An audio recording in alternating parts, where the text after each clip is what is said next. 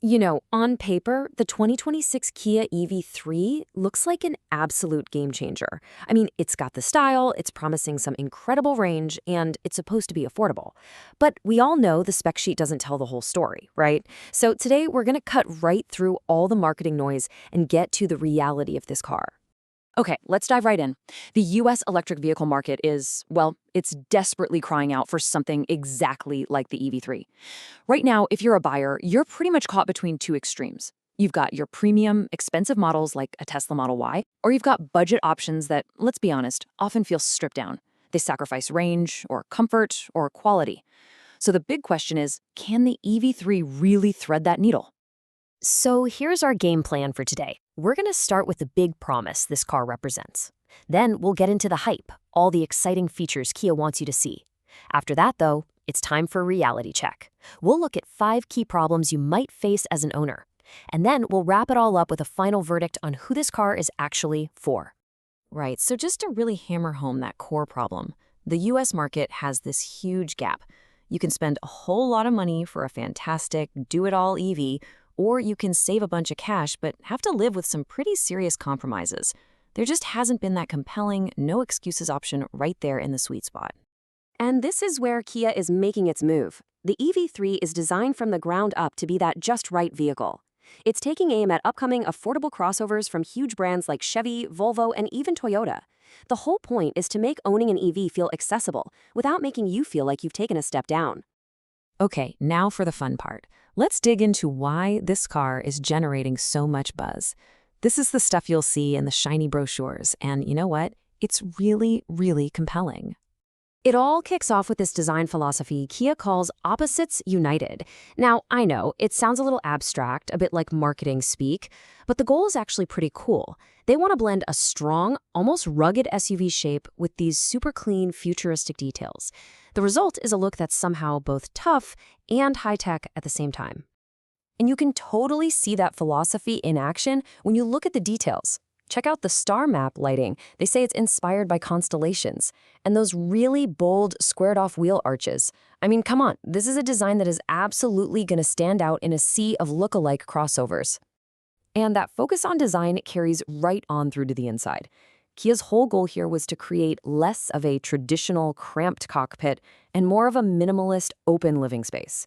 It's super clean, it's modern, and it is packed with tech, including that absolutely enormous panoramic display. So, this number. This is the one that has everybody talking. With its long-range battery, the EV3 is rated for up to 605 kilometers on the European test cycle. That translates to about 375 miles. For a compact, affordable SUV, that is a massive, massive figure. And the other specs are pretty impressive too. A charge from 10 to 80%, just 31 minutes. And the 0 to 62 mile per hour time is a very respectable 7.5 seconds. So it's zippy enough for daily driving, and it's not going to make you wait forever on a road trip. But this is where we have to pump the brakes. A car is so much more than its spec sheet, and this quote from Car Insider just perfectly captures that pivot from the initial hype to the day-to-day reality of actually living with a vehicle. So let's get real. We're going to break down 5 potential problems. Now, these aren't necessarily deal breakers for everyone, but they are absolutely crucial things you need to know, things you definitely won't find highlighted in a glossy brochure. First up, we'll look at what that amazing range figure really means here in the US. Then we'll dig into the charging tech. We're going to question the interior's longevity, assess the performance, and finally, we'll tackle the biggest unknown of them all, the price. First up, range. That incredible 375-mile number comes from the European WLTP test cycle, which is, well, famously optimistic. Here in the US, with our higher highway speeds, more extreme hot and cold weather, and heavy AC use, that number is going to drop a lot. A more realistic, stress-free, usable range is probably going to be closer to 220 to 240 miles. Now, that's great for city and suburban life, but it's not exactly ideal for those long cross-country road trips. Next is charging, and this is a really big deal.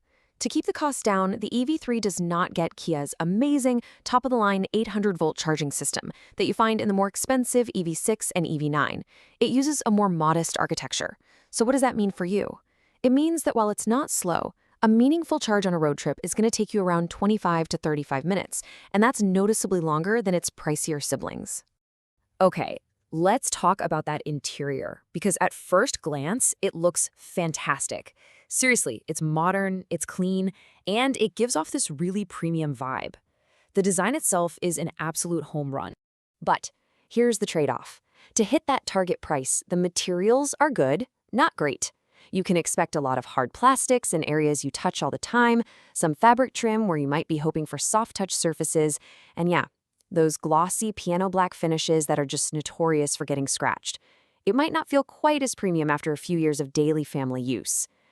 Problem number 4 is performance. Look, we've kind of been trained by other EVs to expect that neck-snapping, instant acceleration off the line.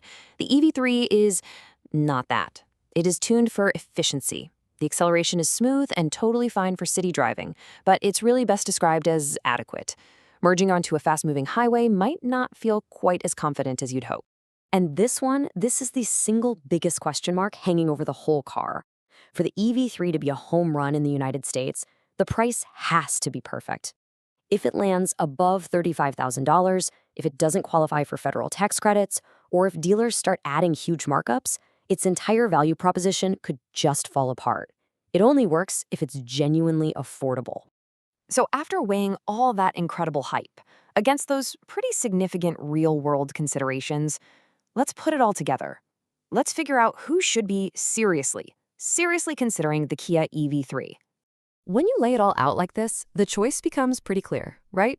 If you're a city or suburban driver, you mostly charge at home, and you care more about sharp, modern design than raw performance, this could be a fantastic first EV for you. But if you take a lot of long road trips, if you have to rely on public chargers, or you crave that sporty acceleration and expect premium luxury materials, you might actually find its compromises pretty frustrating.